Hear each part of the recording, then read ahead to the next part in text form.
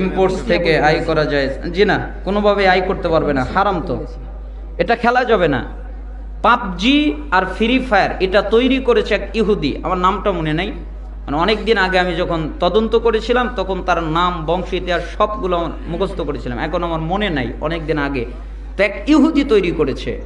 তখন ইহুদিকে জিজ্ঞেস করা হয়েছিল যে কেন এই গেম তৈরি করলেন? তখন সে বলেছিল যে আমি মুসলমান ছেলেদের, মানে ইহুদির ছেলেরা কিন্তু এই গেম খেলে না, খ্রিস্টানদের ছেলেরাও এই গেম খেলে সময় নষ্ট করে না, সব মুসলমানের সন্তানরা খেলে।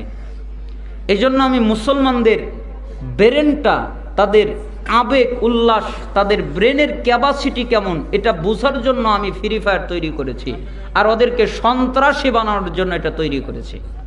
কেন? ওপেন গুলি, তাই না? মানে যাকে মনে চায় তাকেই মার, কোনো রকমের স্বাধীনতা নাই ফ্রি ফায়ার গেমে, তাই না? কোনো স্বাধীনতা আছে? এই জন্য এই গেম খেলা যাবে না, পাবজি খেলা যাবে না, কোনো গেমে খেলা যাবে না, গেম খেলার দরকার নাই, হারাম। আর গেমের মাধ্যমে ইনকাম করা এটা হচ্ছে জুয়া, অতএব এটা জুয়ার অন্তর্ভুক্ত, কোনোভাবেই গেমের মাধ্যমে ইনকাম করা যাবে না, এটা জুয়ার অন্তর্ভুক্ত। জুয়ার যেই পাপ এটারও সেই সেম পাপ। আল্লাহ তাআলা আমাদেরকে হেফাজত করুন।